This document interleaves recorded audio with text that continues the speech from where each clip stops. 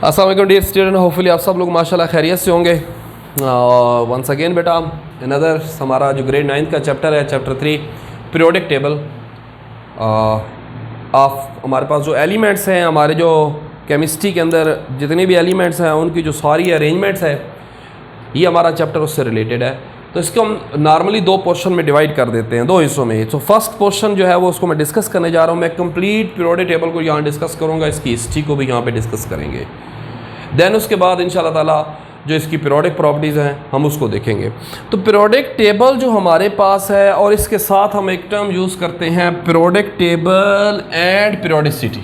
तो हम कहते हैं पीरियोडिक टेबल क्या, arrangement of table, arrangement of elements in the form of table, जी हमारे पास पीरियोडिक टेबल कहलाता है। तो फिर पीरियोडिसिटी क्या हुई, repetition of the same properties by the different elements after a regular interval is called periodicity। तो सबसे पहले without any delay of time हम ज़रा इसकी हिस्ट्री को तो डिस्कस करें। तो हम कहते हैं जी हमारे पास पीरियोडिक टेबल में जो कंट्रीब्यूशन थी ना, इसमें सबसे पहले जो कंट्रीब्यूशन थी वो थी डुब्राइनर की। सो फर्स्ट ऑफ ऑल बेटा जो डुब्राइनर ट्राइएड हमारे पास है, ये फर्स्ट अटेम्प्ट थी। At that time almost 27 element discovered थे।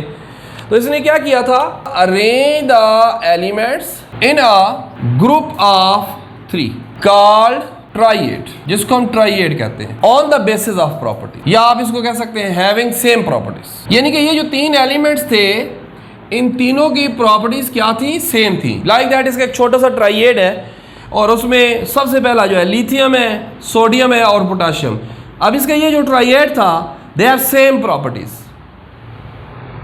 जब भी पीरियोडिक टेबल में सेम प्रॉपर्टीज की बात आती है तो actually mainly focus chemical properties पे हो रहा होता है। तो सेम प्रॉपर्टीज है इसकी, लेकिन इसके साथ क्या कहता है, इसने देखा also find out that average mass of first and third will be equal to the mass of second element. Properties साथ साथ साथ ये वाला फैक्टर था, एवरेज मास। यानी कि लाइक दैट मैं ये कहूँ कि लिथियम का मास था 7, सोडियम का मास था 23, पोटाशियम का मास था 39। सो इसका एवरेज फाइंड करें तो 7 + 39 विल बी इक्वल टू क्या, 46 बाई, तो ये average mass. So average mass will be equal to the mass of the second element. ये डुब्राइनर का ट्राइएड था। अब डुब्राइनर की इनिशियल कंट्रीब्यूशन थी। अब इसमें हम ये अब कहते हैं कि जब हमारे पास अब इसको लिमिटाइज किया गया है, तो इसकी जो लिमिटेशंस हैं, तो हमारे पास बेटा जो लिमिटेशन की जब हम बात करते हैं ना, तो हम कहते हैं ये इम्पॉसिबल था to arrange the elements in all elements in triads. हम सब एलिमेंट जब जैसे जैसे डिस्कवर होगा उन सबको हम ट्राइएड्स की सूरत में अरेंज नहीं कर सकते थे, क्योंकि हमारे पास एक तो वो वाला फैक्टर आ गया कि 3 से ज़्यादा एलिमेंट्स भी हैं जिनकी प्रॉपर्टीज़ क्या है, सेम है। तो फिर वहाँ उसको कहाँ लेके जाएंगे, ये बहुत बड़ा प्रॉब्लम था। सो ये हमारे पास प्रॉब्लम है, arrange elements in the form of triad. Second one, discovery of new elements. Third one क्या है, हमारे पास जो था डिस्कवरी ऑफ आइसोटोप। सो सबसे बड़ा इशू था कि जब आइसोटोप डिस्कवर्ड हो गए, और आइसोटोप क्या था, having same atomic number but different क्या था, मास नंबर।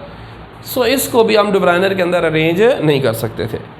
सो ये हमारा था ऑल अबाउट द, हमारे पास क्या था, डुब्राइनर ट्राइएड। अब इसी तरह हम क्योंकि हिस्ट्री को लेके चल रहे हैं, तो जो नेक्स्ट हमारे पास कंट्रीब्यूशन है वो है Newland law of octave, octa 8 को बोलते हैं। तो न्यूलैंड ने जब एलिमेंट्स को अरेंज किया था ना, तो इसका एक पीरियोडिक लॉ था, कहता है if we arrange the elements on the increasing order of their atomic mass, then every 8 element should have same properties with respect to first one।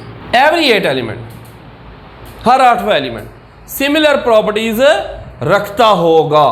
ज़रा आप इसको गौर से देखिएगा, आपको इसके अंदर भी जो है अरेंजमेंट जो है वो मिलेगी। अब इसने फर्स्ट एलिमेंट क्या लिया था, हाइड्रोजन, देन क्या था, लिथियम, फिर हमारे पास क्या था, beryllium, boron, carbon, nitrogen, oxygen, fluorine, sodium, magnesium, aluminium, silicon, phosphorus, sulphur.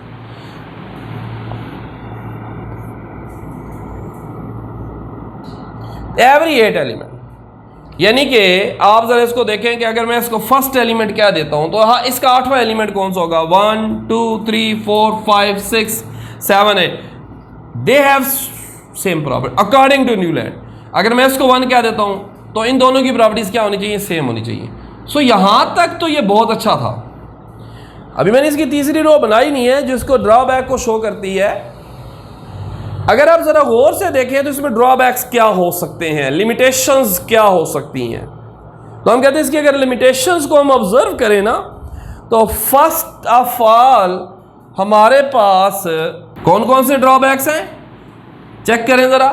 Left, no spaces for noble gas.